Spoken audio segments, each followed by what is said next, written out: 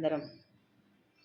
ஒரு கிராமத்தில் வசித்து வந்த மனிதன் திடீரென இறந்து போனான். அவன் அதை உணரும் போது கையில் பெட்டியுடன் கடவுள் அவன் அருகில் வந்தார். கடவுள், வா மகனே, நாம் கிளம்புவதற்கான நேரம் வந்துவிட்டது. மனிதன், இப்பவே வா? இவ்வளவு சீக்கிரமா? என்னுடைய திட்டங்கள் என்ன ஆகுது? கடவுள், மன்னித்து விடு மகனே, உன்னை கொண்டு செல்வதற்கான நேரம் இது. மனிதன், அந்த பெட்டியில் என்ன உள்ளது?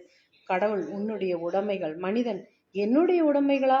என்னுடைய பொருட்கள், உடைகள், பணம் எல்லாமே இதில் இருக்கின்றனவா?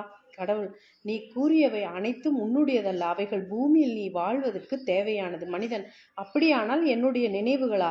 கடவுள், அவை கோலத்தின் காலம். மனிதன், என்னுடைய திறமைகளா? கடவுள், அவை உன் சூழ்நிலைகளுடன் சம்பந்தப்பட்டது. மனிதன், அப்படியென்றால் என்னுடைய குடும்பமும் நண்பர்களா? கடவுள், மன்னிக்கவும், குடும்பமும் நண்பர்களும் நீ வாழ்வதற்கான வழிகள். அப்படியாண்டா என் மனைவி மற்றும் மக்களா? கடவுள், உன் மனைவியும் மக்களும் உனக்கு சொந்தமானவர்கள் அல்ல, அவர்கள் உன் இதயத்துடன் சம்பந்தப்பட்டவர்கள். மனிதன், அப்போது என் உடலா? அதுவும் உனக்கு சொந்தமானதல்ல, உடலும் குப்பையும் ஒன்று. மனிதன், என் ஆன்மா? கடவுள், அதுவும் உன்னுடையதல்ல, அது என்னுடையது.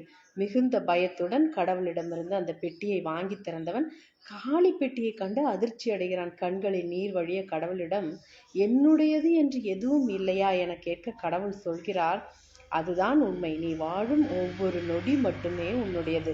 வாழ்க்கை என்பது நீ கடக்கும் ஒரு நொடிதான். ஒவ்வொரு நொடியும் சந்தோஷமாக வாழ். எல்லாமே உன்னுடையது என்று நினைக்காதே. ஒவ்வொரு நொடியும் வாழ். உன்னுடைய வாழ்க்கையை வாழ். மகிழ்ச்சியாக வாழ். அது மட்டுமே நிரந்தரம். உன் இறுதி காலத்தில் நீ எதையும் உன்னுடன் கொண்டு போக முடியாது. வாழ்கின்ற ஒவ்வொரு நொடியும் சந்தோஷமாக வாழ்வோம். நன்றி.